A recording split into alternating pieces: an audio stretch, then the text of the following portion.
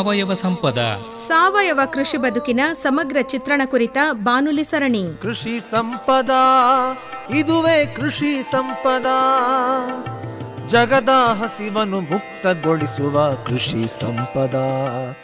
ಕೇಳಿ ಕಾರ್ಯಕ್ರಮ ಸಾವಯವ ಸಂಪದ. ಆದಿ ಅನಾದಿಗೂ ಆಧಾರವಾಗಿ ಮಣ್ಣನ್ನೇ ನಂಬಿ ದುಡಿಯುವ ರೈತರ ಕಥೆಗಳ ವ್ಯಥೆಗಳ ಸಾರುವ ಕೃಷಿ ಸಂಪದ, ಇದುವೇ ಕೃಷಿ ಸಂಪದ. ರೈತ ಬಾಂಧವರಿಗೆಲ್ಲ ಸಾವಯವ ಸಂಪದ ಕಾರ್ಯಕ್ರಮಕ್ಕೆ ಸ್ವಾಗತ. ಇಂದಿನ ಕಾರ್ಯಕ್ರಮದಲ್ಲಿ ಸಾವಯವ ಕೃಷಿ ಉತ್ಪನ್ನಗಳ ಪ್ರಮಾಣೀಕರಣ ಹಾಗೂ ಮಾರಾಟವನ್ನು ಕುರಿತ ಸಂವಾದವಿದೆ. ಭಾಗವಹಿಸುತ್ತಾರೆ ಮೈಸೂರಿನ ಕರ್ನಾಟಕ ರಾಜ್ಯ ಬಿತ್ತನೆ ಬೀಜ ಮತ್ತು ಸಾವಯವ ಕೃಷಿ ಪ್ರಮಾಣನಾ ಸಂಸ್ಥೆಯ ಸಹಾಯಕ ನಿರ್ದೇಶಕರಾದ ಡಾ ಎಸ್ ಸುಧೀರ್ ಕುಮಾರ್ ಮತ್ತು ಟಿ ನರಸೀಪುರ ತಾಲೂಕು ರಂಗಸಮುದ್ರದ ಪಿ ರಮೇಶ್. ಕೃಷಿ ಸಂಪದ, ಇದುವೇ ಕೃಷಿ ಸಂಪದ. ಡಾಕ್ಟರ್ ಸುಧೀರ್ ಕುಮಾರ್ ಅವರೇ ನಮಸ್ಕಾರ. ನಮಸ್ಕಾರ ಸರ್. ರಮೇಶ್ ಪಿ ರಂಗಸಮುದ್ರ ಅವರೇ ತಮಗೂ ನಮಸ್ಕಾರ. ನಮಸ್ಕಾರ ಸರ್. ತಾವಿಬ್ಬರು ಇವತ್ತು ಈ ಸಾವಯವ ಕೃಷಿ ಉತ್ಪನ್ನಗಳನ್ನು ಯಾವ ರೀತಿ ಪ್ರಮಾಣೀಕರಿಸಬೇಕು, ಈ ಪ್ರಮಾಣೀಕರಿಸಿದ ಸಾವಯವ ಉತ್ಪನ್ನಗಳಿಗೆ ಯಾವ ರೀತಿಯ ಮಾರುಕಟ್ಟೆ ಇದೆ, ಪ್ರಮಾಣೀಕರಣದ ಒಂದು ಪ್ರೋಸೆಸ್ ಇದೆಯಲ್ಲ ಅದು ಹೇಗೆ, ಯಾರು ಮಾಡ್ತಾರೆ, ಹೇಗೆ ಮಾಡ್ತಾರೆ, ಅದರಿಂದ ಆಗುವಂಥ ಪ್ರಯೋಜನ ಏನು, ಈ ಎಲ್ಲದರ ಬಗ್ಗೆ ವಿವರವಾಗಿ ಮಾಹಿತಿಯನ್ನು ನೀಡಬೇಕು. ಡಾಕ್ಟರ್ ಸುಧೀರ್ ಕುಮಾರ್ ಅವರೇ ತಾವೇ ವಿಚಾರ ಆರಂಭ ಮಾಡಿ.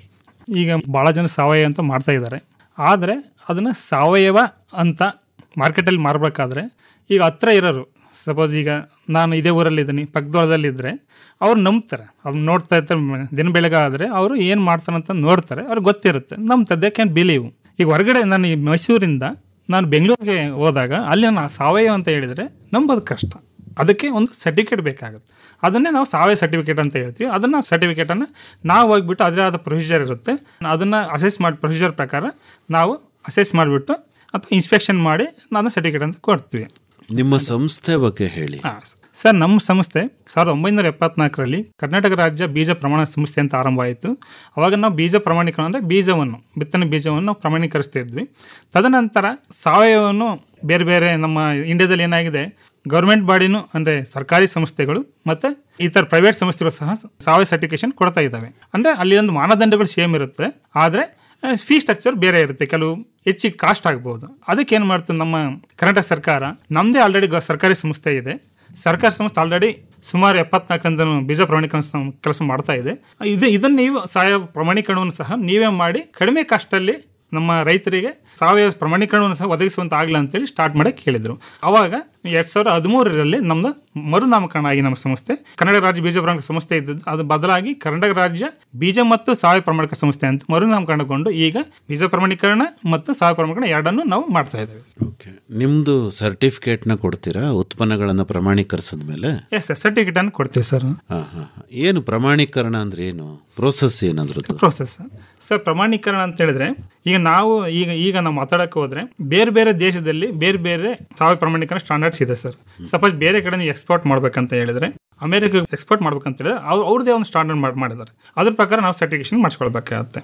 ಅದೇ ಥರ ಜಪಾನ್ಗೆ ಹೋಗ್ಬೇಕಾದ್ರೆ ಅವ್ರದ್ದೇ ಆದ ಸಪರೇಟ್ ಮಾನದಂಡಗಳಿದೆ, ಅದ್ರ ಪ್ರಕಾರ ಮಾಡಿಕೊಳ್ಳಾಗುತ್ತೆ. ಹಾಗೇನೆ ನಮ್ಮದು ಸಹ ಇಂಡಿಯನ್ ಸಹ ಆರ್ಗಾನಿಕ್ ಮಾನದಂಡಗಳಿದೆ. ಅದನ್ನು ನಾವು NPOP ಅಂತ ಕರಿತೀವಿ sir, national programme for organic production ಅಂತೇಳಿ ಕರಿತೀವಿ. ಇದರ ಪ್ರಕಾರ ನಾವು ಸರ್ಟಿಫಿಕೇಶನ್ ಮಾಡಿಸ್ಕೊಂಡ್ರೆ ಯುರೋಪಿಯನ್ ಯೂನಿಯನ್ ಈಕ್ವಲೆನ್ಸಿ ಕೊಟ್ಟಿದ್ದಾರೆ ಆ ಸ್ಟ್ಯಾಂಡರ್ಡ್. ಅಂದರೆ ಅನ್ಪ್ರೊಸೆಸ್ಡ್ ಪ್ರಾಡಕ್ಟ್ಸ್ ರಾ ಮೆಟೀರಿಯಲ್ ಏನಿದೆ ಯುರೋಪಿಯನ್ ಯೂನಿಯನ್ ಎಷ್ಟು ಕಂಟ್ರೀಸ್ ಬರ್ತವೆ ಆ ಕಂಟ್ರೀಸ್ಗೆ ನಾವು ಮಾರಾಟ ಮಾಡ್ಬೋದು. ಆ ಸರ್ಟಿಫಿಕೇಟ್ ನಮ್ಮ ಹತ್ರ NPOP ಪ್ರಕಾರ ಸರ್ಟಿಫಿಕೇಶನ್ ತೊಗೊಂಡವರು ಅಲ್ಲಿಗೆ ನೀವು ಎಕ್ಸ್ಪೋರ್ಟನ್ನು ಮಾಡ್ಬೋದು.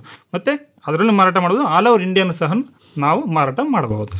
ಯಾವ್ಯಾವ ಸಂಸ್ಥೆಗಳು ಪ್ರಮಾಣೀಕರಿಸ್ತವೆ ಸಾವಯವ ಉತ್ಪನ್ನಗಳನ್ನು ಭಾರತದಲ್ಲಿ? ಸರ್, ಭಾರತದಲ್ಲಿ 33 ಸಂಸ್ಥೆ ಇದೆ ಸರ್. ಅದರಲ್ಲಿ ಗೌರ್ಮೆಂಟ್ ಇದಾವೆ, ಪ್ರೈವೇಟ್ ಇದಾವೆ ಸರ್. ಗೌರ್ಮೆಂಟ್ ಯಾವ್ಯಾವ್ದಿದೆ ಸರ್? ಗೌರ್ಮೆಂಟ್ ಅಂದ್ರೆ ಈಗ ನಮ್ದು ಇದೆ, ಪಕ್ಕದಲ್ಲಿ ತೆಲಂಗಾಣ ಸಂಸ್ಥೆ ಇದೆ, ತೆಲಂಗಾಣದ ಬೀಜ ಮತ್ತು ಸಾವಯವ ಪ್ರಮಾಣ ಅಥಾರಿಟಿ ಅಂತ ಇದೆ, ರಾಜಸ್ಥಾನ ಇದೆ, ಮತ್ತೆ ಉತ್ತರಾಖಂಡ ಇದೆ. ಈಗ ಸುಮಾರು ಇದಾವೆ ಸರ್. ನೀವು ಅಪೆಡ APD ಅಂತ ಹೊಡೆದ್ರೆ apgov.org ಅಂತ ಹೊಡೆದ್ರೆ ಅದರೆಲ್ಲ ಲಿಸ್ಟೇ ಬರುತ್ತೆ ಸರ್. ಅಂದ್ರೆ ಎಷ್ಟು 33 ಏನಿದಾವಲ್ಲ ಅಲ್ಲಿ ಬರುತ್ತೆ. ಅಪೆಡಾ ಸಂಸ್ಥೆನೂ ಪ್ರಮಾಣೀಕರಿಸುತ್ತೆ? ಇಲ್ಲ ಸರ್, ಅಪೆಡಾ ಒಂದು ಸೆಕ್ರೆಟರಿಯಾಗಿ ವರ್ಕ್ ಮಾಡುತ್ತೆ. ಆಕ್ಚುಲಿ ಅಪೆಡಾ ಅಂತ ಹೇಳಿದ್ರೆ agricultural and process food product export development authority ಅಂತ ಹೇಳಿ, ಅದು ಸಾವಯವ ಒಂದೇ ಅಷ್ಟೇ ಅಲ್ಲ, ಇವನ್ನು ಬೇರೆ ಸಾವಯವ ಸಹ ಎಕ್ಸ್ಪೋರ್ಟ್ ಮಾಡೋಕ್ಕೆ ಅದೇ ಅಥಾರಿಟಿ ಇದೆ. ಬಟ್ ಆರ್ಗ್ಯಾನಿಕ್ಕು ಸಹ ಅದೇ ಇದೆ. ಅದನ್ನು ಆರ್ಗ್ಯಾನಿಕ್ಕಿಗೆ ಸೆಕ್ರೆಟರಿ ಆರ್ಗ್ಯಾನಿಕ್ ಸರ್ಟಿಫಿಕೇಶನ್ ಬಾಡಿಗೆ ಸೆಕ್ರೆಟರಿ ಆಗಿ ವರ್ಕ್ ಮಾಡುತ್ತೆ ಸರ್. ಡಾಕ್ಟರ್ ಸುಧೀರ್ ಕುಮಾರ್ ಅವರೇ, ಖಾಸಗಿ ಸಂಸ್ಥೆಗಳು ಯಾವ್ಯಾವ್ದು ಮಾಡ್ತವೆ ಸರ್ಟಿಫಿಕೇಶನ್?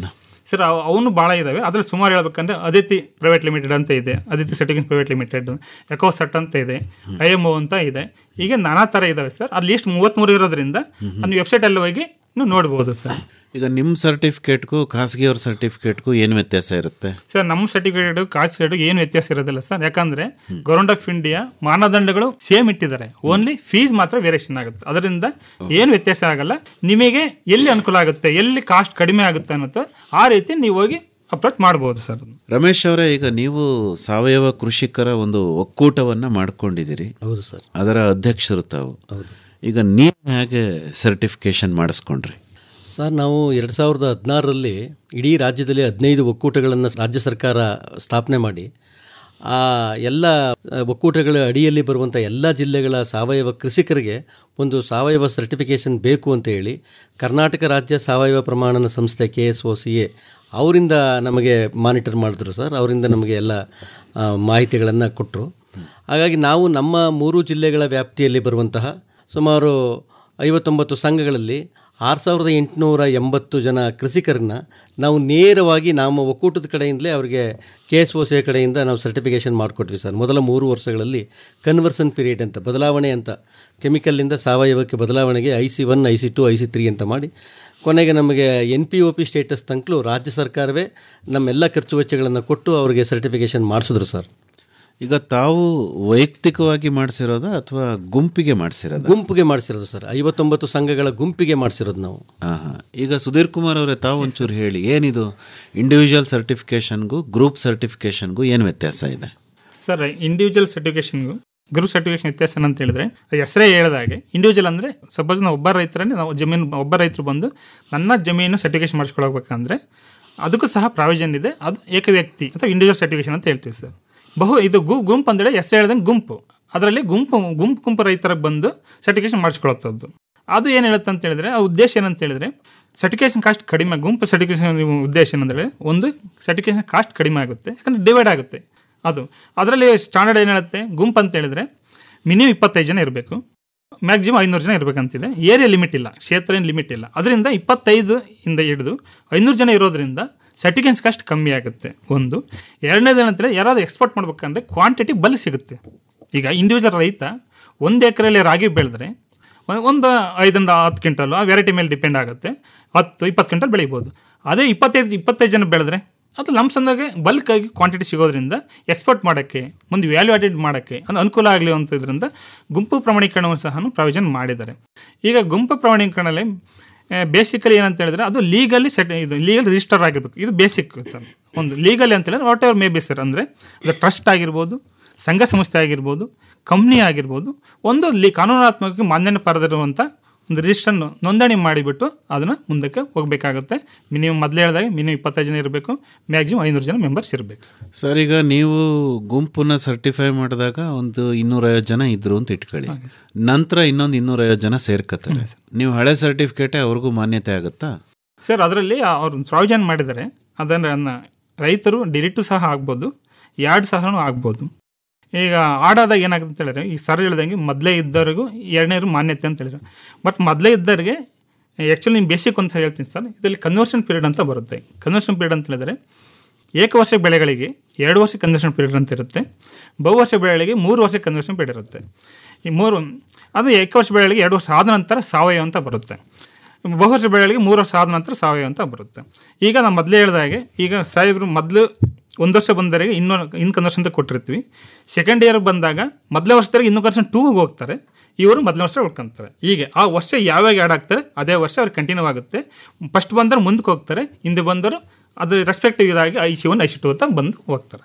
ರಮೇಶ್ ಅವರೇ, ಸ್ವಲ್ಪ ಅರ್ಥ ಆಗುವಾಗ ಹೇಳಿ, ಏನಿದು ಮೊದಲನೇ ವರ್ಷದ್ದು, 2ನೇ ವರ್ಷದ್ದು, ಆಮೇಲೆ NPOP ಸ್ಟೇಟಸ್ಸು ಹೇಗೆ? ಸರ್, ಸಾವಯವ ಕೃಷಿ ಪ್ರಾರಂಭ ಮಾಡಿದಾಗ ಬಹಳ ಹಿಂದೆ, ಅದಕ್ಕಿಂತ ಹಿಂದೆ ಸಾಕಷ್ಟು ರಾಸಾಯನಿಕ ಗೊಬ್ಬರಗಳನ್ನು ಅವರು ಕ್ರಿಮಿನಾಶಕಗಳನ್ನು ಬಳಸಿರ್ತಾರೆ. ಹಾಗಾಗಿ ಭೂಮಿಯಲ್ಲಿ ಆ ಎಲ್ಲ ಅಂಶಗಳು ಉಳಿದಿರ್ತವೆ ಸರ್. ಅದನ್ನು ಸಾವಯವವಾಗಿ ಕನ್ವರ್ಟ್ ಮಾಡಬೇಕಾದ್ರೆ, ಸಾವಯವವಾಗಿ ಬದಲಾಯಿಸಬೇಕಾದ್ರೆ ಭೂಮಿಯನ್ನು ಸಾಕಷ್ಟು ನಾವು ಆರ್ಗ್ಯಾನಿಕ್ ಇನ್ಪುಟ್ಸ್ಗಳನ್ನು ಕೊಡಬೇಕಾಗುತ್ತೆ, ಆರ್ಗ್ಯಾನಿಕ್ ಒಳಸುರಿಗಳನ್ನು ಕೊಡಬೇಕಾಗುತ್ತೆ. ಉದಾಹರಣೆಗೆ ಎರೆಗೊಬ್ಬರ, ಜೀವಾಮೃತ, ಪಂಚಗವ್ಯ, ಈ ಥರ ಸಾವಯವ ಏನು ಪೆಸ್ಟಿಸೈಡ್ಗಳನ್ನೆಲ್ಲ ನಾವು ಬಳಸಿ ಆ ಮಣ್ಣಲ್ಲಿರುವಂಥ ಎಲ್ಲ ಏನು ಈ ರಾಸಾಯನಿಕಗಳನ್ನು, ಕ್ರಿಮಿನಾಶಗಳನ್ನು 3 ವರ್ಷಗಳ ಅವಧಿಗೆ ಅದು ನಿಧಾನವಾಗಿ ಕಮ್ಮಿ ಆಗುತ್ತೆ ಸರ್. ಸಾಕಷ್ಟು ಮುಚ್ಚಿಗೆ ಮಾಡೋದ್ರಿಂದ, ಸಾಕಷ್ಟು ನಾವು ತೇವಾಂಶಗಳನ್ನು ಕಾಪಾಡ್ಕೊಳ್ಳೋದ್ರಿಂದ ಆ ಮಣ್ಣಲ್ಲಿ ಸಾವಯವ ಇಂಗಾಲ ವೃದ್ಧಿ ಆಗುತ್ತೆ. ಆ ವೃದ್ಧಿ ಆಗೋದನ್ನೇ 3 ವರ್ಷಗಳ ಕನ್ವರ್ಷನ್ ಪೀರಿಯಡ್ ಅಂತ ಕರಿತೀವಿ. IC1, IC2, IC3 ಅಂತ. ಅಲ್ಲ, ಈಗ IC1 ಅಂದರೆ ಏನು? IC1 ಅಂತಂದರೆ ಕನ್ವರ್ಷನ್ ಪೀರಿಯಡ್ 1 ಅಂತ.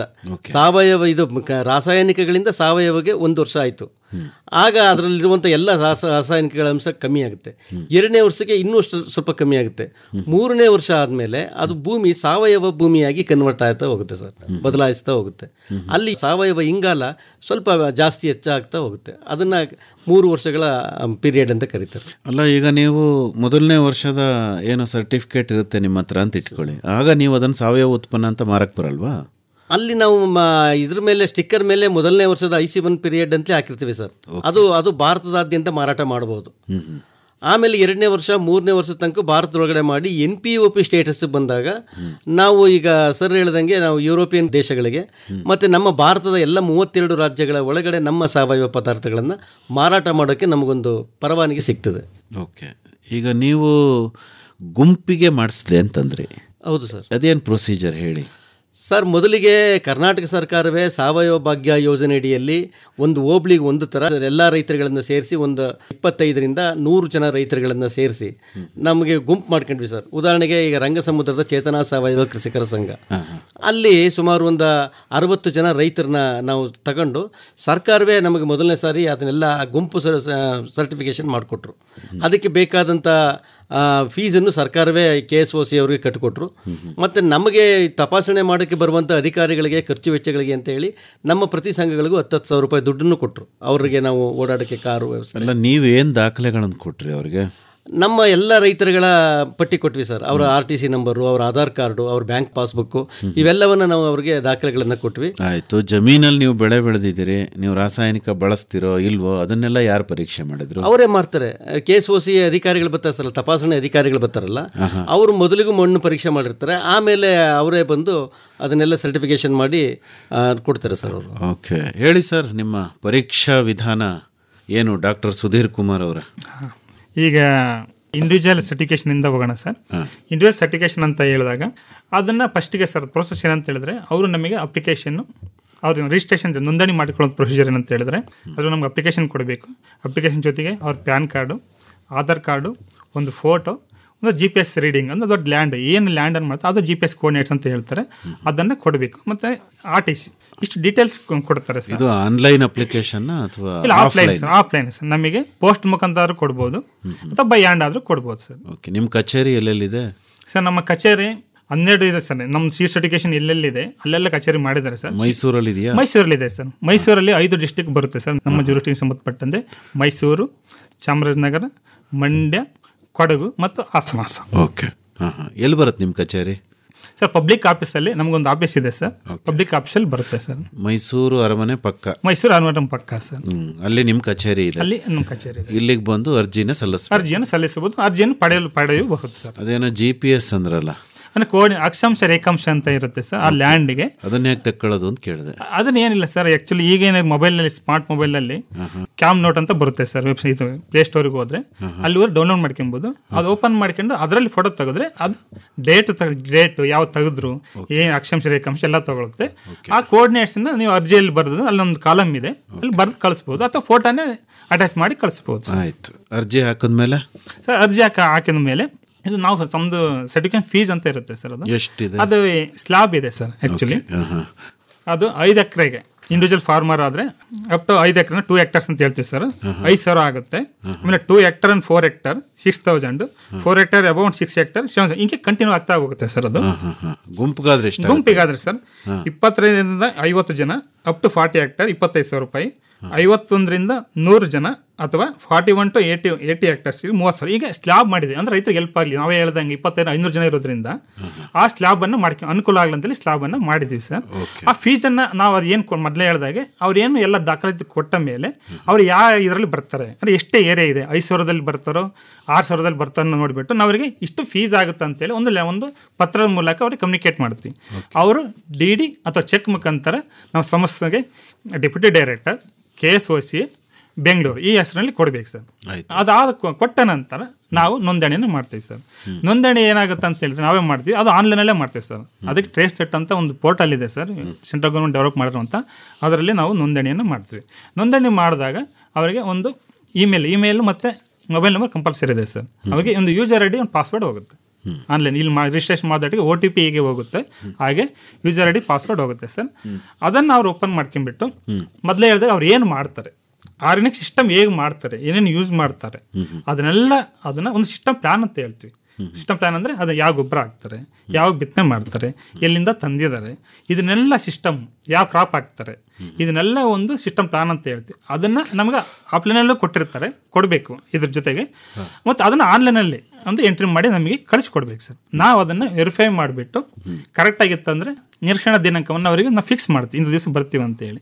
ಇಲ್ಲ ಅದರಲ್ಲಿ ಅವ್ರು ಎಂಟ್ರಿ ಮಾಡಿ ರಾಂಗ್ ಇತ್ತಂದರೆ ಮತ್ತೆ ಅವ್ರು ವಾಪಸ್ ಕಳಿಸ್ಬಿಟ್ಟು ಸರಿ ಮಾಡೋಕ್ಕೆ ಕಳಿಸ್ಕೊಡ್ತೀವಿ. ಡೇಟನ್ನು ಸರಿ ಮಾಡಿ ಕಳಿಸಿದ ಮೇಲೆ ನಾವು ಹೋಗ್ಬಿಟ್ಟು ನಿರೀಕ್ಷಣಾ ದಿನಾಂಕ ಎಂದು ಫಿಕ್ಸ್ ಮಾಡಿರ್ತೀವಿ, ಅದ್ರ ಅವತ್ತು ಹೋಗ್ಬಿಟ್ಟು ನಾವು ನಿರೀಕ್ಷಣೆ ಕೈಗೊಳ್ತೀವಿ ಸರ್.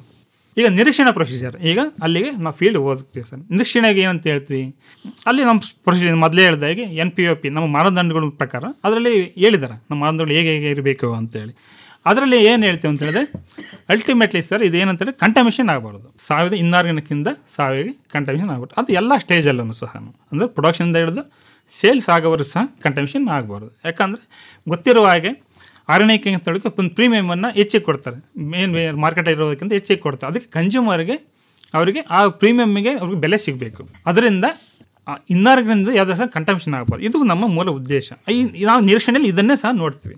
ಅದೇನು ನೋಡ್ತೀವಿ ನಾವು, ಜಮೀನಿನಲ್ಲಿ ಬಫರ್ ಝೋನ್ ಅಂತ ಇರ್ತದೆ, ಅದು ಸುತ್ತ ಹೊಲ ಜಮೀನಲ್ಲಿ ಬಫರ್ ಝೋನ್ ಇರ್ಬೋದು. ಅಂದರೆ ಪಕ್ಕದಲ್ಲಿ ಇನ್ನಾರ್ಗ್ಯಾನಿಕ್ ಮಾಡ್ತಾ ಇದ್ದರೆ ಅದರಿಂದ ಕಂಟಾಮಿನೇಷನ್ ಆಗುತ್ತೆ. ಅಂದರೆ ಅವ್ರು ಸ್ಪ್ರೇ ಮಾಡೋದ್ರಿಂದ ಆಗುತ್ತಾ, ಅಥವಾ ಅಲ್ಲಿಂದ ನೀರು ಬರೋದ್ರಿಂದ ಆಗುತ್ತಾ, ಅಥವಾ ಇನ್ಯಾವುದೋ ಮೂಲಗಳು ಯಾವಿದೆ ಅಂತ ಅದನ್ನು ನಾವು ನೋಡ್ತೀವಿ ಬಫರ್ ಝೋನ್. ಮತ್ತು ಅವರು ಯಾವ ರೀತಿ ಗೊಬ್ಬರನೂ ಯೂಸ್ ಮಾಡಿದ್ದಾರೆ, ಗೊಬ್ಬರ ಅಂದರೆ ಸಾವಯವ ಗೊಬ್ಬರ ಯೂಸ್ ಮಾಡಿದಾರಾ, ಅಥವಾ ಇನ್ನಾರ್ಗ್ಯಾನಿಕ್ ಗೊಬ್ಬರ ಯೂಸ್ ಮಾಡಿದಾರಾ, ಏನಾದ್ರು ಪೆಸ್ಟ್ ಬಂದಾಗ ಔಷಧ ಹೊಡೆದಿದ್ದಾರಾ, ಹೀಗೆ ನೋಡ್ತೀವಿ. ಮತ್ತು ನಾವು ಯೂಶಲಿ ಸರ್ ವರ್ಷಕ್ಕೊಂದು ಸರಿ ಹೋಗ್ತೀವಿ, ಮತ್ತು ಮಧ್ಯೆ ಹೋಗಿ ಇನ್ಸ್ಪೆಕ್ಷನ್ ಮಾಡಬಹುದು. ಬಟ್ ಯೂಶಲಿ ವರ್ಷಕ್ಕೊಂದು ಸರಿ ಅದೇನೋ ಫಸ್ಟ್ ಮಣ್ಣು ಪರೀಕ್ಷೆ ಮಾಡ್ತಾರೆ ಅಂದ್ರು ಮಾಡ್ತೀರಾ? ಅಲ್ಲ ಅದೇ ಸರ್, ಅಲ್ಲಿಗೆ ಬರ್ತೀನಿ ಸರ್. ಅದು ಕಂಟಿನ್ಯೂ ಪ್ರೋಸೆಸ್ ಇದೆ. ಬನ್ನಿ. ಆವಾಗ ಅದನ್ನ ಒಂದು ಡೇಟಾ ಅಂತ ಮಾಡೋದ್ರಿಂದ ಒಂದು ಡೈರಿ ಅಂತ ಬರೀಬೇಕು ಸರ್. ಆಕ್ಟಿವಿಟೀಸ್ ಅಂದರೆ ನಾವು ಯಾವ್ಯಾವಾಗ ಏನು ತಂದ್ವಿ, ಯಾವಾಗ ಬಂದ್ವಿ ಅಂತ ಆ ಡೇಟಾನ ಚೆಕ್ ಮಾಡ್ತೀವಿ. ಮತ್ತು ಈ ಲ್ಯಾಂಡೆಲ್ಲ ಚೆಕ್ ಮಾಡ್ತೀವಿ. ಇದ್ರ ಮೇಲೆ ಮತ್ತೆ ನಾವು ಶಾಂಪಲ್ನ ಡ್ರಾ ಮಾಡ್ತೀವಿ. ಶಾಂಪಲ್ ಅಂದರೆ ಸಾಯಿಲ್ ಸ್ಯಾಂಪಲ್ ಆಗಿರ್ಬೋದು ಅಥವಾ ಪ್ರೊಡಕ್ಟ್ ಸ್ಯಾಂಪಲ್ ಆಗಿರ್ಬೋದು. ರಾಗಿ ಇತ್ತಂದರೆ ರಾಗಿಯನ್ನು ತೊಗೊಳ್ಬೋದು, ಅದು ಇಲ್ಲಿ ಎಲೆಯನ್ನು ತೊಗೊಳ್ಬೋದು, ಅಥವಾ ಈ ಮಣ್ಣನ್ನು ತೊಗೊಳ್ಬೋದು. ಹೀಗೆ ಆ ಶಾಂಪಲನ್ನು ಡ್ರಾ ಮಾಡಿಬಿಟ್ಟು ನಮ್ಮ ಇನ್ಸ್ಪೆಕ್ಟರ್ಗೆ ಅಂದರೆ ಅಲ್ಲಿ ಹೋಗಿ ಯಾರು ಅಸೆಸ್ ಮಾಡ್ತಾರೆ ಅವ್ರಿಗೆ ಅಲ್ಲಿ ಏನು ಡೌಟ್ ಬರುತ್ತೆ, ಯಾವ ರೆಸಿಡ್ಯೂನ ನಾವು ಚೆಕ್ ಮಾಡ್ಬೋದು ಅಂತ. ಯೂಶಲಿ ನಾವು ಏನು ಕಾಸ್ಟ್ ಬರುತ್ತೆ ಆ ಕಾಸ್ಟನ್ನು ರೈತರ ಬಿಯರ್ ಮಾಡಬೇಕು. ನಾವು ಅಕ್ರೆಡಿಟೆಡ್ ಲ್ಯಾಬ್ರೇಟರಿಲಿ ಅಪ್ಡೇಟ್ ಅಕ್ರೆಡಿಟೆಡ್ NAB ಲ್ಯಾಬ್ರೇಟರಿ ಇರುತ್ತೆ, ಅಲ್ಲಿ ಟೆಸ್ಟ್ ಮಾಡ್ತೀವಿ ನಾವು. ಅವರು ಬಿಲ್ ಕೊಡ್ತಾರೆ, ಅದು ನಮ್ಮದಿಲ್ಲ, ನಾವು MOU ಮಾಡ್ಕೊಂಡಿರ್ತೀವಿ. ಅವ್ರು ಏನು ಬಿಲ್ ಕೊಡ್ತಾರೆ ಆ ಬಿಲ್ಲನ್ನು ಅವ್ರಿಗೆ ಕಳಿಸ್ತೀವಿ. ಆ ಬಿಲ್ಲನ್ನು ಆ ಅಮೌಂಟನ್ನು ಅವ್ರು ಪೇ ಮಾಡಬೇಕು. ಅದಕ್ಕೆ ಅವು ಯಾವ ರೀತಿ ನಾವು ಹೆವಿ ಮೆಟಲ್ಸ್ ಟೆಸ್ಟ್ ಮಾಡಬೇಕಾ, ಫರ್ಟಿಲೈಸರ್ ಬಗ್ಗೆ ಟೆಸ್ಟ್ ಮಾಡಬೇಕಾ, ಅಥವಾ ರೆಸಿಡ್ಯೂ ಬಗ್ಗೆ ಟೆಸ್ಟ್ ಮಾಡ್ಬೇಕಂತೇಳಿ ಇನ್ಸ್ಪೆಕ್ಟರ್ ಡಿಸೈಡ್ ಮಾಡಿ ಅವರು ಅದನ್ನು ಪ್ಯಾರಾಮೀಟರ್ ಕಳಿಸ್ತಾರೆ. ಅದ್ರ ಮೇಲೆ ಅದು ರಿಸಲ್ಟ್ ಮೇಲೆ ಡಿಸಿಷನ್ ತೊಗೊಳ್ತಾರೆ ಸರ್. ಮತ್ತು ಅದು ರಿಸಲ್ಟು ಮತ್ತು ಇವ್ರು ಏನು ಅಬ್ಸರ್ವ್ ಮಾಡಿರ್ತಾರೆ ಎಲ್ಲ ಪೂಲ್ ಮಾಡಿಬಿಟ್ಟು ಮುಂದೆ ಡಿಸಿಷನ್ ತೊಗೊಳ್ತಾರೆ. ಅಂದರೆ ಸರ್ಟಿಫಿಕೇಟ್ ಕೊಡಬೇಕಾ ಅಥವಾ ಬೇಡ. ಇಲ್ಲ, ಈ ತರಹದ ಪರೀಕ್ಷೆಗಳು ನಿಮ್ಮ ಮೊದಲನೇ ವರ್ಷ, ಎರಡನೇ ವರ್ಷ ನಿರಂತರವಾಗಿ ಮಾಡ್ತಿರ್ತೀರಾ? ನಿರಂತರ ಮಾಡ್ತಾ ಇರ್ತೀವಿ ಸರ್. ನಮ್ಮ ಇನ್ಸ್ಪೆಕ್ಟರ್ ಎಲ್ಲೆಲ್ಲಿ ಡೌಟ್ ಬರುತ್ತೆ ಆವಾಗ ಮಾಡ್ತಾ ಇರ್ತೀವಿ. ಓಕೆ, ಒಂದು ಸಾರಿ ನಿಮ್ಮ ಡೌಟ್ ಎಲ್ಲ ಕ್ಲಾರಿಫೈ ಆಯಿತು ಅಂದಮೇಲೆ ನೀವು ಸರ್ಟಿಫಿಕೇಟ್ ಕೊಡ್ತೀರಿ. ಓಕೆ.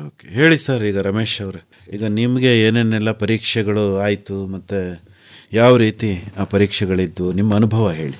ಸರ್ ನಮಗೆ ಒಂದು ಡೈರಿ ಕೊಡ್ತಾರೆ ಸರ್, 5 ವರ್ಷಗಳಿಗೆ ಒಂದು ಡೈರಿ ಕೊಡ್ತಾರೆ. ನಾವು ಸಾವಯವ ಕೃಷಿ ಪ್ರಾರಂಭ ಮಾಡಿದ ವರ್ಷದಿಂದ ನಮ್ಮ ಜಮೀನಿನ ಸುತ್ತಮುತ್ತ ಏನೇನು ಗಿಡ ಮರಗಳೆಷ್ಟಿದೆ, ನಮ್ಮಲ್ಲಿ ಹಸು, ದನ, ಕುರಿ, ಮೇಕೆಗಳೆಷ್ಟಿದೆ, ಯಾಕೆಂದರೆ ನಮಗೆ ಸಾವಯವ ಗೊಬ್ಬರಗಳ ಪೂರೈಕೆ ಬೇಕಲ್ಲ, ಇವೆಲ್ಲವನ್ನು ಡೈರಿಲಿ ದಾಖಲೆ ಮಾಡ್ತಾ ಇದ್ವಿ. ಇದು ಎಲ್ಲಿಂದ ನಾವು ಬಿತ್ತನೆ ಬೀಜಗಳನ್ನು ತಂದ್ವಿ, ದೇಸಿ ಬಿತ್ತನೆ ಬೀಜವೋ ಅಥವಾ ಹೈಬ್ರಿಡ್ ಬಿತ್ತನೆ ಬೀಜವೋ, ಇವೆಲ್ಲವನ್ನು ನಾವು ದಾಖಲೆ ಮಾಡ್ತಾ ಇರ್ತೀವಿ. ಆಮೇಲೆ ನಮ್ಮ ಜಮೀನಿನ ಸುತ್ತ ಸರ್ ಹೇಳಿದಾಗೆ ಏನಾದರೂ ಆ ಪಕ್ಕದ ಜಮೀನಿಂದ ನೀರು ನಮ್ಮ ಜಮೀನಿಗೆ ಬರುವಾಗ ಆ ನೀರನ್ನು ನಾವು ಸಾವಯವ ರೀತಿಯಲ್ಲಿ ನಮ್ಮ ಭೂಮಿಗೆ ಬರ್ಮಾಡ್ಕೊಳ್ಳುವಂಥ ಒಂದಷ್ಟು ಸಣ್ಣ ಪುಟ್ಟ ಟೆಕ್ನಿಕ್ಗಳಿದ್ದಾವೆ. ಹಾಗೆ ಅಲ್ಲಿಂದ ನಾವು ಸ್ಪ್ರೇ ಮಾಡುವಾಗ, ಔಷಧಿಗಳನ್ನು ಸಿಂಪರಣೆ ಮಾಡುವಾಗ ಅವು ಬರದೇ ಇರೋ ಥರ ಒಂದು ಗ್ರೀನ್ ಫೆನ್ಸ್ ಹಾಕೊಳ್ಳೋಕ್ಕೆ ಏನು ಬೇಕು ಅದು ವ್ಯವಸ್ಥೆಯನ್ನು ಮಾಡಿಕೊಂಡು, ಇದೆಲ್ಲದರ ನಂತರ ನಮಗೆ ಬೆಳೆ ಬೆಳೆದಾಗ ಅದನ್ನು ನಾವು ಸ್ಯಾಂಪಲ್ ಕಳಿಸ್ತೀವಿ. ಬನಶಂಕರಿನಲ್ಲಿ ಒಂದು ಲ್ಯಾಬ್ ಇದೆ.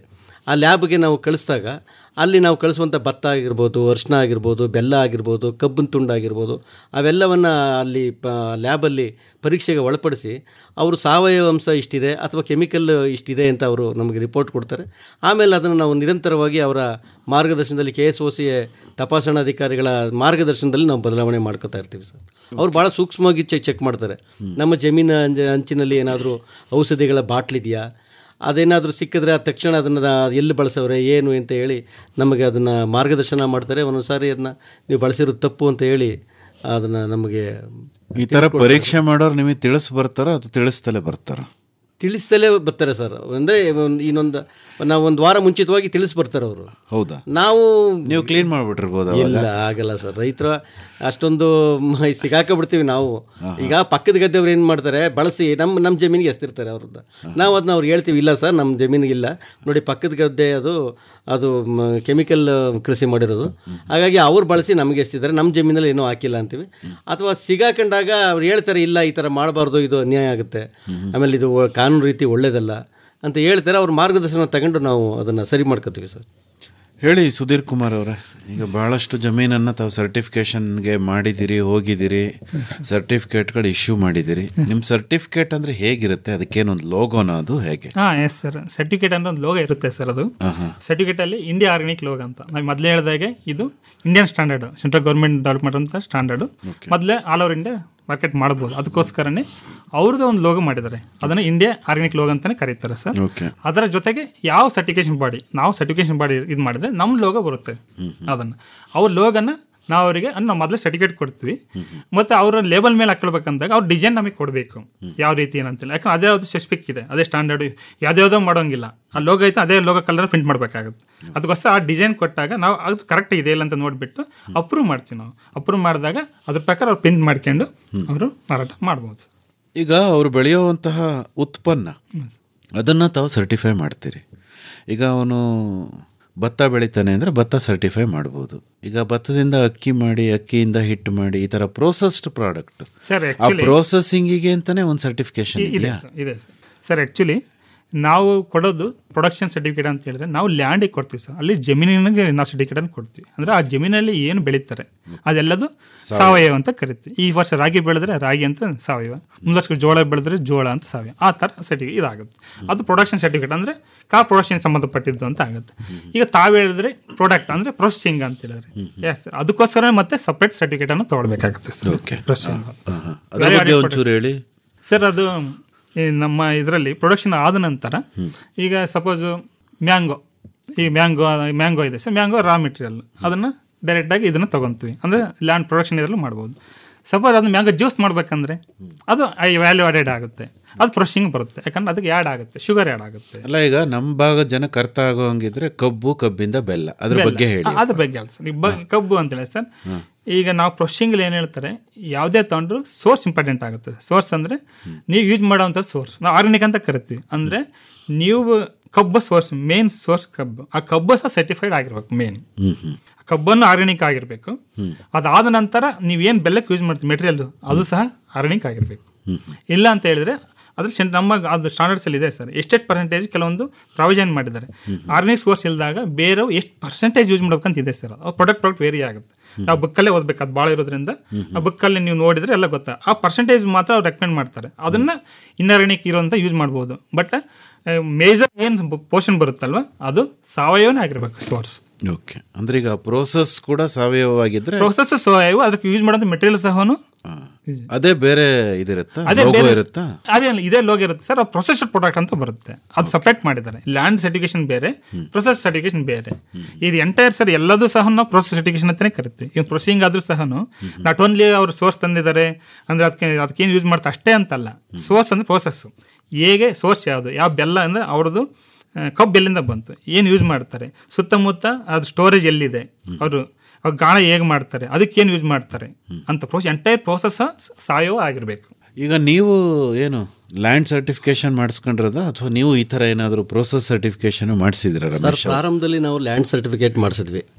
ನಮ್ಮ 3 ಜಿಲ್ಲೆಗಳಲ್ಲಿ ಹೆಚ್ಚಿನ ಪ್ರಾಡಕ್ಟ್ ಕಬ್ಬು. ಆ ಕಬ್ಬಿಗೆ ನಾವು ಅದನ್ನು ಪ್ರೊಸೆಸಿಂಗ್ ಮಾಡುವಾಗ ಅದಕ್ಕೆ ನಾವು ಆರ್ಗ್ಯಾನಿಕ್ ಪದಾರ್ಥಗಳನ್ನೇ ಹಾಕ್ತಿದ್ವಿ ಸರ್.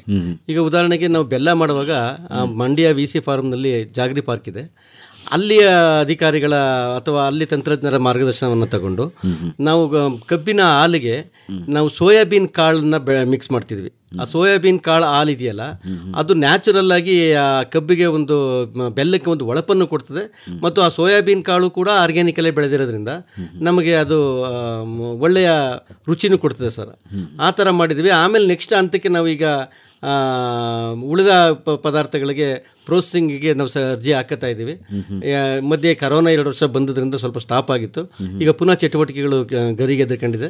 ಈಗ ನೆಕ್ಸ್ಟ್ ನಾವು ಪ್ರೊಸೆಸಿಂಗ್ ಯೂನಿಟ್ಗೆ ಏನೇನು ಬೇಕು ಅವೆಲ್ಲನೂ ಅವ್ರ ಹತ್ರ ನಾವು ಮಾರ್ಗದರ್ಶನ ತಗೋತಾ ಇದ್ದೀವಿ ಸರ್. ಓಕೆ, ಈಗ ಸುಧೀರ್ ಕುಮಾರ್ ಅವರೇ, ಸಾಮಾನ್ಯವಾಗಿ ತಾವು ಹೇಳಿದ್ರಿ ನಂಬಿಕೆ ಮೂಲಕ ಭಾಳಷ್ಟು ವ್ಯವಹಾರಗಳು ನಡೀತವೆ, ಆದರೆ ಹೊರಗಡೆ ಕಳಿಸುವಾಗ ಸರ್ಟಿಫಿಕೇಶನ್ ಇದ್ದರೆ ಒಳ್ಳೆಯದು ಅಂತ. ಓಕೆ, ಈಗ ಸಾವಯವ ಕೃಷಿ ಉತ್ಪನ್ನಗಳನ್ನು ಸರ್ಟಿಫೈ ಮಾಡಿಸಿ ಮಾರೋದಕ್ಕೂ ಹಾಗೆ ಮಾರೋದಕ್ಕೂ ಏನಾದ್ರು ವ್ಯತ್ಯಾಸ ಇದೆಯಾ? ಸರ್, ಭಾಳ ವ್ಯತ್ಯಾಸ ಇದೆ.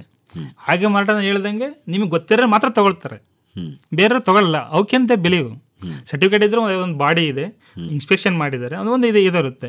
ಇಲ್ಲ ಅಂತ ಹೇಳಿದ್ರೆ ನಿಮ್ಮ ಮಾರ್ಕೆಟ್ ಇದನ್ನು ಕಡಿಮೆ ಆಗುತ್ತೆ, ಅಂದರೆ ನಿಮಗೆ ಮಾರ್ಕೆಟ್ ಮಾಡೋದು ಅಪರ್ಚುನಿಟೀಸ್ ಕಡಿಮೆ ಆಗುತ್ತೆ. ಈಗ ಬೆಂಗಳೂರಿಗೆ ಹೋದಾಗ ಭಾಳ ಜನ ಸರ್ಟಿಫಿಕೇಟನ್ನು ಮಾಡೋರು ಇಲ್ಲ, ನಿಮ್ಮ ಪಕ್ಕದಲ್ಲಿ ಇರೋದಕ್ಕೂ ವ್ಯತ್ಯಾಸ ಇದ್ದೇ ಇದೆ ಸರ್. ಅದು ಅಂದರೆ ನಿಮಗೆ ಅಪರ್ಚುನಿಟಿ, ಮಾರ್ಕೆಟ್ ಮಾಡೋ ಅಪರ್ಚುನಿಟಿ ಸಿಗುತ್ತೆ. ಸರ್ಟಿಫಿಕೇಟ್ ಉದ್ದೇಶನೇ ಮಾರ್ಕೆಟಿಂಗ್ ಹೆಲ್ಪ್ ಆಗಲಿ ಅನ್ನೋದು ಉದ್ದೇಶ. ಯಾವ ರೀತಿ ಹೆಲ್ಪ್ ಆಗ್ಬೋದು ಮಾರುಕಟ್ಟೆಗೆ? ಸರ್, ನಾನು ಹೇಳಿದ್ನಲ್ಲ ಸರ್ ಮೊದಲು ಹೇಳಿದಾಗೆ, ಈಗ ಬೆಂಗಳೂರು ಅಂತ ಹೋದಾಗೆ ಅವ್ರು ನೋಡಿದ್ರೆ ಸರ್ಟಿಫಿಕೇಟ್ ನಿಮ್ಮನ್ನು ನೋಡಿರಲ್ಲ, ಅವರು ನೀವು ಯಾರು ಹೆಸರು ಅಂತ ಗೊತ್ತಿರಲ್ಲ. ಅವರಿಗೆ ಎಷ್ಟೋ ಜನಕ್ಕೆ ಅವೇರ್ನೆಸ್ ಇದೆ. ಫಸ್ಟ್ ಎಷ್ಟೋ ಜನ ಈ ಮಾಲಲ್ಲಿ ಹೋದ್ರೆ ಸರ್ಟಿಫಿಕೇಟ್ ಕೊಡಂತಾನೆ ಕೇಳ್ತಾರೆ. ಅರಣ್ಯ ಅಂಗಡಿಗೆ ಯಾರು ತಗೊಳ್ಳಲ್ಲ. ಅದರಿಂದ ಅವ್ರ ಉದ್ದೇಶನೇ ಇದು ಹೋಗಿ ಒಂದು ಪ್ರೊಸೆಸ್ಸಲ್ಲಿ ಒಳಪಟ್ಟಿದೆ, ಇದನ್ನು ತೊಗೊಳ್ಬೋದು ಅನ್ನೋದು ನಂಬಿಕೆ ಬರುತ್ತೆ. ಆ ನಂಬಿಕೆಗೋಸ್ಕರನೇ ಸರ್ಟಿಫಿಕೇಟ್ಸ್. ಹೇಳಿ ರಮೇಶ್ ಅವರೇ, ಈಗ ನೀವು ಸರ್ಟಿಫಿಕೇಟ್ ಮಾಡಿಸ್ಕೊಂಡ್ಮೇಲೆ ನಿಮ್ಮ ಮಾರಾಟ ಏನಾದರೂ ಜಾಸ್ತಿ ಆಗಿದೆ ಅಂತ ಅನ್ಸುತ್ತಾ, ಅಥವಾ ಭಾಳ ನೆಮ್ಮದಿಯಾಗಿ ಮಾರ್ತಾ ಇದ್ದೀರಾ? ಜನರಿಗೆ ಈ ಸರ್ಟಿಫಿಕೇಟ್ ಆಗಿರೋದ್ರಿಂದ ಧೈರ್ಯವಾಗಿ ಹೇಳೋವಂಥ ಒಂದು ಇದು ಬಂದಿದೆಯಾ? ಹೇಗೆ ನಿಮ್ಮ ಅನುಭವ ಹಂಚ್ಕೊಡಿ. ಖಂಡಿತ ಸರ್, ಅಷ್ಟು ಈಗ ನಮಗೆ ನಾವು ಹೋಗಿ ಇದು ನಮ್ಮದು ಸಾವಯವ ಪದಾರ್ಥಗಳು ಅಂತ ಹೇಳಿದಾಗ ಅವ್ರಿಗೆ ಅನುಮಾನಗಳಿರ್ತವೆ. ನಾವು ಸ್ಕೋಪ್ ಸರ್ಟಿಫಿಕೇಟ್ ಅಂತ ಕೊಡ್ತಾರೆ ಅವರು. ಆ ಸ್ಕೋಪ್ ಸರ್ಟಿಫಿಕೇಟ್ ಜೊತೆಲಿ ಹೋದಾಗ ಗ್ರಾಹಕರು ಅಥವಾ ನಾವು ಏನು ಮಾಲ್ಗಳಿಗೋ ಎಲ್ಲಿ ಅಂಗಡಿಗಳಿಗೆ ಹಾಕ್ತೀವಲ್ಲ, ಆಗ ನೋಡಿ ಈ ವರ್ಷದ ಇದು ಸ್ಕೋಪ್ ಸರ್ಟಿಫಿಕೇಟು ಇಲ್ಲಿ ನಾವು ಕೊಡ್ತಾ ಇರುವಂಥ ಉತ್ಪನ್ನಗಳೆಲ್ಲವೂ ಈ ಸ್ಕೋಪ್ ಸರ್ಟಿಫಿಕೇಟಲ್ಲಿ ಇರುವಂಥ ಉತ್ಪನ್ನಗಳಂತ ಹೇಳಿದಾಗ ಅವರು ಧೈರ್ಯವಾಗಿ ತಗೋತಾರೆ. ಇನ್ನು ಕೆಲವರು ಅದೊಂದು ಜೆರಾಕ್ಸ್ ಕೊಡಿ ನಮಗೆ ಅಂತ ಕೇಳ್ತಾರೆ. ನಾವು ಜೆರಾಕ್ಸ್ ಕೊಡ್ತೀವಿ, ಯಾಕೆಂದರೆ ಸರ್ಟಿಫಿಕೇಟು ಅವರು ಭೂಮಿಗೆ ಸರ್ಟಿಫಿಕೇಟ್ ಇರ್ತದೆ, ಬೆಳೆಗೆ ಸರ್ಟಿಫಿಕೇಟ್ ಇರ್ತದೆ. ನಾವಿನ್ನೂ ಉತ್ಪನ್ನಗಳಿಗೆ ಸರ್ಟಿಫಿಕೇಟ್ ಮಾಡೋ ಅಂತ ಈಗ ಶುರುವಾಗ್ತಾ ಇದೆ. ಹಾಗಾಗಿ ನೀವು ಇದನ್ನು ಚೆಕ್ ಮಾಡ್ಕೊಳ್ಳಿ ಅಂದಾಗ ಅವರು ಕಂಪ್ಯೂಟರ್ನಲ್ಲೋ ಅವ್ರಿಗೆ ಎಲ್ಲಿ ಬೇಕೋ ಅಲ್ಲಿ ಮಾಹಿತಿ ತಗೊಂಡು ಹೌದು ಈ ಭೂಮಿಗೆ ಸರ್ಟಿಫಿಕೇಟ್ ಆಗಿದೆ ಅಂತ ಗೊತ್ತಾಗುತ್ತೆ ಸರ್. ಹಾಗಾಗಿ ಮಾರಾಟ ಮಾಡೋದಕ್ಕೆ ಸ್ವಲ್ಪ ಸುಲಭ ಆಗಿದೆ, ಬಟ್ ಇನ್ನೂ ಆಗಬೇಕು, ಅದು ಪ್ರಕ್ರಿಯೆ ಇನ್ನೂ ಆಗಲ್ಲ. ಮಾರಾಟ ಸುಲಭ ಹೌದು, ಆದರೆ ವಿಸ್ತರಣೆ ಏನಾದರೂ ಆಗಿದೆಯಾ? ಅಂದರೆ ಬೇರೆ ಬೇರೆ ಪ್ರದೇಶಕ್ಕೂ ನಿಮಗೆ ಕಳ್ಸೋಕೆ ಅನುಕೂಲ ಆಗಿದೆಯಾ? ಆಗಿದೆ ಸರ್. ನಮ್ಮ ಕಬ್ಬು ಮಾಡಿ ಬೆಲ್ಲವನ್ನು ಮಹಾರಾಷ್ಟ್ರಕ್ಕೆ ಕಳಿಸಿದ್ವಿ. ಸುಮಾರು ಒಂದು 250 ಟನ್ ಕಬ್ಬು ಕಳಿಸಿದ್ವಿ ನಮ್ಮ ಟೋಟಲಿ 5 ವರ್ಷದ ಅವಧಿಯಲ್ಲಿ. ಆ ಬೆಲ್ಲನ ಬೆಲ್ಲ ಅವರು ಒಪ್ಕೊಂಡು ಅವ್ರಿಗೆ ಬೇಕಾಗಿರೋ ರೀತಿಯಲ್ಲಿ ಅದನ್ನು ಚೆಕ್ ಮಾಡ್ಕೊಂಡ್ರು. ನಾವು ಕಳಿಸಿದಂಥ ಸ್ಕೋಪ್ ಸರ್ಟಿಫಿಕೇಟ್ಗಳನ್ನ ಚೆಕ್ ಮಾಡ್ಕೊಂಡು ಅವ್ರು ತಗೊಂಡ್ರು. ಆಮೇಲೆ ಈಗ ಅದಕ್ಕೆ ನಾವು ನಮ್ಮ ಪ್ರಾಡಕ್ಟ್ಸ್ಗಳಿಗೆ ಸರ್ಟಿಫಿಕೇಟ್ಸ್ಗೆ ಅರ್ಜಿ ಹಾಕೋತಾ ಇದ್ದೀವಿ ಸರ್. ಡಾಕ್ಟರ್ ಸುಧೀರ್ ಕುಮಾರ್ ಅವರೇ, ಈಗ ಒಂದು ಸಾರಿ ನೀವು NPOP ಸರ್ಟಿಫಿಕೇಟ್ ಕೊಟ್ಬಿಟ್ರಿ, ಆಯಿತಾ?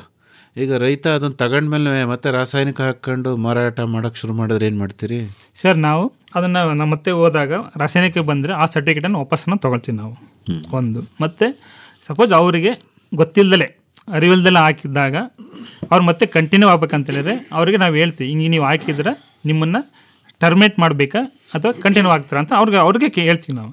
ಅವರು ಇಲ್ಲ ಸರ್ ಎಷ್ಟೋ ಸರಿ ಏನಾಗುತ್ತೆ ಅಂತ ಹೇಳಿದ್ರೆ ಗೊತ್ತಿಲ್ಲ ಆದಾಗ ಇನ್ನು ಒಂದೇ ಸರಿ ಟರ್ಮಿನೇಟ್ ಮಾಡಿದಾಗ ಅವ್ರು ಮತ್ತೆ ಹಂಗೆ ಮತ್ತೆ ಬರೋಕ್ಕಾಗೋದಿಲ್ಲ. ಅದರಿಂದ ಏನು ಮಾಡ್ತೀವಿ, ಇಲ್ಲ ಸರ್ ನಾನು ತಪ್ಪು ಆಗಿದೆ, ಇದರಿಂದ ನಾನು ಮತ್ತೆ ನಾನು ಸಾವಿಂದ ಮತ್ತೆ ಕಂಟಿನ್ಯೂ ICU 1 ಬರ್ತೀವಿ ಅಂತ ಹೇಳಿದಾಗ ICU ಅಂತ ಇಡ್ತೀವಿ. ಇಲ್ಲ ಸರ್ ಅದು ನಮಗೆ ನಾವೇ ನೋಡಿದಾಗ ಅವ್ರು ಇಂಪ್ರೂವ್ಮೆಂಟ್ ಆಗಿಲ್ಲ, ಇವ್ರು ಪರ್ಪಸ್ಫುಲಿ ಹಾಕಿದ್ದಾರೆ ಅಂದಾಗ ನಾವು ಟರ್ಮಿನೇಟ್ ಮಾಡುವಂಥದ್ದು, ಸರ್ಟಿಫಿಕೇಟನ್ನು ವಾಪಸ್ ತಗೊಳ್ಳುವಂಥದ್ದು ಮಾಡ್ತೀವಿ. ಅಲ್ಲ, ಅದು ನಿಮಗೆ ಹೇಗೆ ಗೊತ್ತಾಗುತ್ತೆ? ನೀವು ಹೋಗಿ ಪದೇ ಏನಾದರೂ ವಿಸಿಟ್? ಎಸ್ ಸರ್, ಪದೇ ನಾವು ಹೇಳ್ದಂಗೆ ನಾವು ವರ್ಷಕ್ಕೆ ಒಂದು ಸರಿ ಹೋಗ್ತೀವಿ. ಮತ್ತು ತದನಂತರ ಅಡಿಷನಲ್ ಇನ್ಸ್ಪೆಕ್ಷನ್ಸ್ ಮತ್ತು ಅನ್ನೋನ್ಸ್ಡ್ ಇನ್ಸ್ಪೆಕ್ಷನ್ಸ್ ನಾವು ಮಾಡ್ತೀವಿ ಸರ್. ಅದು ಅವ್ರಿಗೆ ಹೇಳ್ದಲ್ಲೇ ನಾವು ಹೇಳ್ದಾಗೆ ಹೋಗ್ತೀವಿ ಮಧ್ಯೆ. ಅವಾಗ ಹೋದಾಗ ಅಲ್ಲಿ ಏನು ಮಾಡ್ತೀವಿ ಆ್ಯಕ್ಟಿವಿಟೀಸ್ ಜೊತೆಗೆ ನಾವು ಶಾಂಪಲನ್ನು ಡ್ರಾ ಮಾಡ್ತೀವಿ. ಆ ಶಾಂಪಲಲ್ಲಿ ರೆಸಿಡ್ಯೂ ಬಂದಾಗ ನಾವು ಮತ್ತೆ ICUನಿಗೆ ಇಡೋದು, ಸಸ್ಪೆಂಡ್ ಮಾಡೋದು, ಟರ್ಮಿನೇಟ್ ಮಾಡೋದು, ನಮ್ಮ ಮಾನದಂಡಗಳು ಏನಿದೆ ಆ ಥರ ಅನುಗುಣವಾಗಿ ನಾವು ಕ್ರಮವನ್ನು ತೆಗೆದುಕೊಳ್ತೀವಿ. ಅಲ್ಲ, ಈಗ ಒಂದ್ಸರಿ ಸರ್ಟಿಫಿಕೇಷನ್ ಆಗೋಗಿರುತ್ತೆ, ಮತ್ತೆ ನೀವು ಅನಿರೀಕ್ಷಿತವಾಗಿ ಭೇಟಿ ಕೊಟ್ಟಾಗ ನಿಮ್ಮ ಭೇಟಿಗಾಗುವಂತಹ ಖರ್ಚು ವೆಚ್ಚ ಎಲ್ಲ ರೈತನೇ ಭರಿಸ್ಬೇಕಾಗತ್ತಾ ಅಥವಾ ಹೇಗೆ? ಸರ್, ಇದು ನಮ್ದು ಸರ್ಕಾರಿ ಸಂಸ್ಥೆ ಆಗಿರೋದ್ರಿಂದ ವರ್ಷದ್ದು 1 ವರ್ಷ ತಗೊಂತೀವಿ. ಈ ಹೆಚ್ಚುವರಿ ನಿರೀಕ್ಷಣೆ ಏನಿದೆ ಅದಕ್ಕೆ ನಾವು ಚಾರ್ಜ್ ಮಾಡೋದಿಲ್ಲ ಸರ್. ಬಟ್ ನಾವು ಹೆಚ್ಚುವರಿಯಾಗಿ ಏನಾದರೂ ಟೆಸ್ಟ್ ಅನ್ನು ಡ್ರಾ ಮಾಡಿದ್ರೆ ಟೆಸ್ಟ್ ಸ್ಯಾಂಪಲ್ದು ಕೊಡಬೇಕಾಗುತ್ತೆ. ಬಟ್ ನಾವು ಹೋಗಿ ಬಂದಿದ್ದಕ್ಕೆ ಹೆಚ್ಚುವರಿ ಏನು ನಾವು ಚಾರ್ಜನ್ನು ಮಾಡೋದಿಲ್ಲ. ಓಕೆ, ಈಗ ನೀವು ನಿಮ್ಮ ರೇಟು ಭಾಳ ಕಡಿಮೆ ಅಂತಲೇ ಹೇಳ್ತಿದ್ದೀರಿ ಅಲ್ವಾ? ಅಂದರೆ ಬೇರೆಯವರು ಇನ್ನೂ ಸಿಕ್ಕಾಪಟ್ಟೆ ಚಾರ್ಜ್ ಮಾಡ್ತಾರಾ ಆರ್ಗ್ಯಾನಿಕ್ ಸರ್ಟಿಫಿಕೇಷನ್ಗೆ? ಸರಿ, ಯೂಶಲಿ ನೀವೇ ಕಂಪೇರ್ ಮಾಡಿದರೆ ಅದು ಹೆಚ್ಚಿಗೆ ಇದೆ ಸರ್. ಅದನ್ನು ಯಾಕಂತ ಹೇಳಿದ್ರೆ ಈಗ ಬೇರೆ ಇರೋದ್ರಿಂದ ನಾವು ಕಡಿಮೆ ಅಂತ ಹೇಳ್ತೀವಿ. ಬಟ್ ನೀವು ವೆಬ್ಸೈಟಲ್ಲೂ ಎಲ್ಲರೂ ಹಾಕಿರ್ತಾರೆ ಅದನ್ನ. ಯೂಶಲಿ ಅದು ಅಪೇಡ ವೆಬ್ಸೈಟಿಗೆ ಹೋದರೆ, ಸೆಕ್ರೆಟರಿ ವರ್ಕ್ ಮಾಡ್ತಾರೆ ವೆಬ್ಸೈಟಿಗೆ ಹೋದರೆ ಅಲ್ಲಿ ಸರ್ಟಿಫಿಕೇಷನ್ ಫೀಸನ್ನು ಹಾಕಿರ್ತಾರೆ. ನೀವು ಅಲ್ಲೇ ಕಂಪೇರ್ ಮಾಡ್ಬೋದು ಸರ್. ಅಂದರೆ ಕಡಿಮೆ ಇದೆ, ಬೇರೆ ಕಂಪೇರ್ ಮಾಡಿದರೆ ಕಡಿಮೆ ಇದೆ. ಅಲ್ಲ, ಈಗ ಯುರೋಪಿಯನ್ ಯೂನಿಯನ್ಗಷ್ಟೇ ನಿಮ್ಮ ಸರ್ಟಿಫೈಡ್ ಪ್ರಾಡಕ್ಟ್ಸ್ನ ಕಳ್ಸೋಕ್ಕೆ ಸಾಧ್ಯ. ಈಗ ಬೇರೆ ಕಡೆಗೆ ಆ ಉತ್ಪನ್ನಗಳನ್ನು ಕಳಿಸ್ಬೋದು, ಬೇರೆಯವ್ರು ಸರ್ಟಿಫೈ ಮಾಡಿರೋದು ಅಂತಂದರೆ ಅವರು ಸ್ವಭಾವತಃ ಜಾಸ್ತಿ ಚಾರ್ಜ್ ಮಾಡ್ತಾರಲ್ವಾ? ಅದು ಹಾಗೆ ಸರ್. ಅದನ್ನೇ ಸರ್, ಅದು ಇವ್ರು ಡಿಸೈಡ್ ಮಾಡಬೇಕು. ಆ್ಯಕ್ಚುಲಿ ಫಾರ್ಮರ್ ಏನು ಸರ್ ಅಂದರೆ ಅವ್ರ ಬಯರ್ಸ್ ಮೇಲೆ ಡಿಪೆಂಡ್. ಫಾರ್ಮರ್ಸ್ ಈ ಸರ್ಟಿಫಿಕೇಟನ್ನು ಮಾಡಿಸ್ಕೊಳ್ಬೇಕಾದ್ರೂ ಅವ್ರು ಮೊದಲೇ ಡಿಸೈಡ್ ಮಾಡಬೇಕು, ನಾನು ಎಲ್ಲಿಗೆ ಮಾರಾಟ ಮಾಡ್ತೀನಿ, ಯಾವ ದೇಶಕ್ಕೆ ಮಾರಾಟ ಮಾಡ್ತೀನಿ, ಮತ್ತು ನಾನು ಆ ಫೀಸನ್ನು ಕೊಟ್ಟರೆ ಆ ಫೀಸನ್ನು ನಾನು ವಾಪಸ್ ತಗೊಳ್ಬಹುದಾ ಅನ್ನೋದನ್ನು ಅವರು ಯೋಚನೆ ಮಾಡಿ ಮಾರ್ಕೆಟನ್ನು ಹುಡುಕೊಂಡು ಮಾರ್ಕೆಟರ್ಸ್ ಅಂದರೆ ಬಯರ್ಸ್ ಯಾವ ಸರ್ಟಿಫಿಕೇಟನ್ನು ಬೇಕಂತಾರೋ ಆ ಮಾನದಂಡವಾಗಿ ಮಾಡಿಸ್ಕೊಳ್ಬೇಕು. ಬೇರೆ ದೇಶಗಳಿಗೆ ಕಳಿಸೋದಕ್ಕೆ ಯೋಗ್ಯವಾದಂತಹ ಸರ್ಟಿಫಿಕೇಟ್ಗಳನ್ನು ಸಾವಯವ ಕೃಷಿಕರು, ನಿಮ್ಮ NPOP ಸರ್ಟಿಫಿಕೇಟ್ನ ಪಡ್ಕೊಂಡಿರೋಂತಹ ಕೃಷಿಕರಿಗೆ ತಾವು ನೆರವು ನೀಡ್ತೀರಾ? ನೆರವು ಏನು ಸರ್, ನಮ್ಮ ಸಂಸ್ಥೆ ಬಂದ್ಬಿಟ್ಟು ಓನ್ಲಿ ಪ್ರಮಾಣೀಕರಣಕ್ಕೆ ಸಂಬಂಧಪಟ್ಟಿದ್ದು ಸರ್. ಈಗ ನಿಮ್ಮಿಂದಲೇ ಅವ್ರು ಸರ್ಟಿಫೈ ಮಾಡಿಸಿರ್ತಾರೆ, ಅವ್ರಿಗೆ ಅಮೆರಿಕಕ್ಕೆ ಕಳಿಸ್ಬೇಕು, ಇಲ್ಲ ಬೇರೆ ದೇಶಕ್ಕೆ ಕಳಿಸ್ಬೇಕಿರುತ್ತೆ. ಅಂತಹ ಸರ್ಟಿಫಿಕೇಶನ್ಗೆ ಅವ್ರು ಮಾರ್ಗದರ್ಶನ ಕೇಳಿದ್ರೆ ತಾವು ಮಾರ್ಗದರ್ಶನ ಮಾಡ್ತೀರಾ ಅಂತ ಕೇಳಿ. ಸರ್, ನಮ್ದು ಏನಾಗಿದೆ ಅಂತ ಹೇಳಿದ್ರೆ ಸರ್, ನಾವು ಮಾರ್ಕೆಟಿಂಗ್ ಇನ್ವಾಲ್ವ್ ಆಗಂಗಿಲ್ಲ. ನೀವು ಮಾರ್ಗದರ್ಶನ ಅಂತ ಹೇಳ್ತೀರಿ, ಬಟ್ ಅದಕ್ಕೆ ಆದ ಅಪೇಡ ಅಂತಾನೆ ಇದೆ ಸಂಸ್ಥೆ, ಎಕ್ಸ್ಪರ್ಟ್ ಮಾಡೋದಕ್ಕೆ ಅಂತ ಹೇಳಿ. ನಾವು ಇಂಥ ಸಂಸ್ಥೆ ಇದೆ ಅಂತ ಹೇಳ್ಬೋದು ಹೊರತು ನಾವು ಅದರಲ್ಲಿ ಇನ್ವಾಲ್ವ್ ಆಗಕ್ಕೆ ಆಗೋದಿಲ್ಲ. ಇಲ್ಲ, ನೀವು ಇನ್ವಾಲ್ವ್ ಆಗೋದು ಬೇಡ, ಅದ್ರ ಮಾಹಿತಿ ಕೊಡ್ತೀವಿ ಸರ್. ಇಂಥ ಸಂಸ್ಥೆಗಳಿದಾವೆ, ಹೋಗಿ ಇದು ಈಗ ಎಕ್ಸ್ಪೋರ್ಟ್ ಮಾಡೋಕ್ಕೆ ಅಪೇಡ ಇಸ್ ಒಂದು ಅಥಾರಿಟಿ ಸಂಸ್ಥೆ, ನೀವು ಅಲ್ಲಿಗೆ ಹೋಗಿ ಅಂತ ಹೇಳ್ತೀವಿ. ಅವ್ರು ಅಲ್ಲಿ ಏನೇನು ಹೇಳ್ತಾರೆ ಅದು ಸಂಬಂಧಪಟ್ಟ ದಾಖಲಾತಿ ಮಾಹಿತಿ ಏನು ಬೇಕು ಅದ್ರ ಅನುಗುಣವಾಗಿ ಅವರು ಮಾಡ್ಬೋದು. ಈ ಗುಂಪು ಸರ್ಟಿಫಿಕೇಶನ್ ಅಂತಂದ್ರೆ ನಿಮ್ಮಲ್ಲಿರೋ ಸದಸ್ಯರ ಎಲ್ಲ ಜಮೀನಿಗೂ ಕೂಡ ತಾವು ಸರ್ಟಿಫೈ ಮಾಡಿಸ್ಬಿಟ್ಟು. ಹೌದು ಸರ್, ಅಲ್ವಾ? ಅವರಿಂದ ಬಂದಂತಹ ಉತ್ಪನ್ನನ ನಿಮ್ಮ ಗುಂಪಿನ ಮೂಲಕ ಲೋಗೋ ಹಾಕೊಂಡು ಮಾರಾಟ ಮಾಡ್ತೀವಿ ಅಲ್ವಾ? ಹೇಳಿ ಸರ್, ನಿಮ್ಮ ಅನುಭವ ಏನು ಹೇಳುತ್ತೆ? ಅಂತಿಮವಾಗಿ ಏನು ಹೇಳಕ್ಕೆ ಇಷ್ಟಪಡ್ತೀರಿ ಸರ್? ಅಂತಿಮವಾಗಿ ಏನು ಹೇಳ್ಬೋದು ಅಂದರೆ, ಈಗ ಜನಗಳಿಗೆ ಬೇಕಾದಷ್ಟು ರೋಗಗಳೆಲ್ಲ ನಾವು ತಿನ್ನೋ ಆಹಾರದಿಂದಲೇ ಬರ್ತಾ ಇದೆ. ಹಾಗಾಗಿ ಪ್ರತಿಯೊಬ್ಬನಿಗೂ ಪ್ರತಿಯೊಂದು ಕುಟುಂಬಕ್ಕೂ ಕೂಡ ಇವತ್ತು ಸಾವಯವ ಕೃಷಿ, ಸಾವಯವ ಉತ್ಪನ್ನಗಳನ್ನು ನಾವು ತಿನ್ನಬೇಕು, ಬಳಸಬೇಕು ಅನ್ನೋ ಅರಿವು ಬರ್ತಾ ಇದೆ. ಹಾಗಾಗಿ ವಿಧಿ ಇಲ್ಲ, ಈಗ ಎಲ್ಲರೂ ಸಾವಯವದ ಹತ್ರ ಮರಳ್ತಾ ಇದ್ದಾರೆ.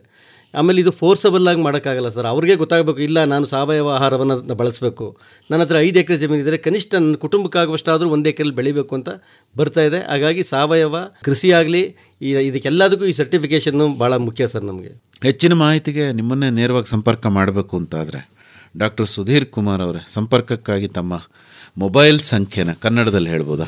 ಹೇಳ್ತೀವಿ ಸರ್. 944 899 0362. ಇನ್ನೊಮ್ಮೆ ಹೇಳ್ತೀರಾ? 944 899 0362. ಇನ್ನೂ ಒಂದು ಸರಿ ಹೇಳ್ಬಿಡಿ. 944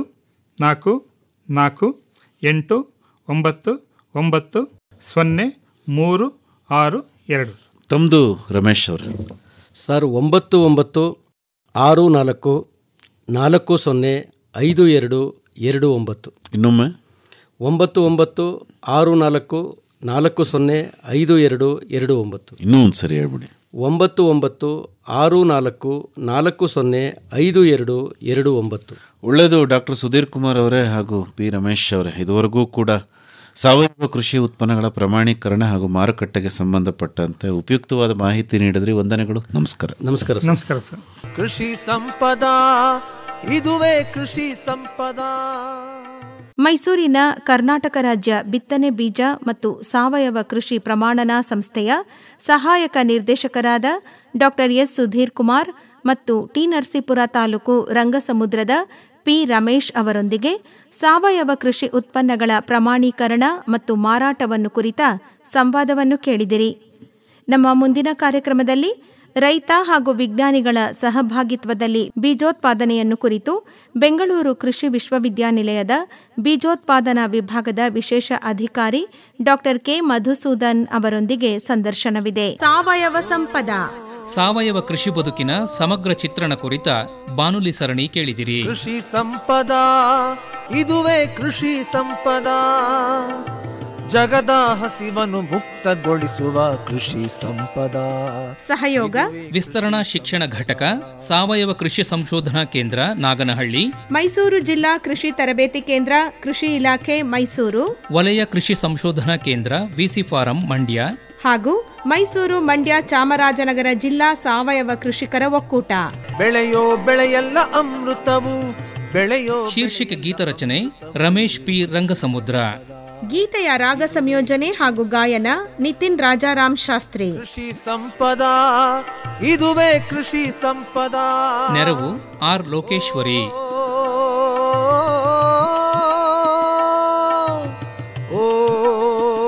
ಪರಿಕಲ್ಪನೆ ಹಾಗೂ ನಿರ್ಮಾಣ ಎನ್ ಕೇಶವಮೂರ್ತಿ. ಕೃಷಿ ಸಂಪದಾ, ಇದುವೇ ಕೃಷಿ ಸಂಪದಾ.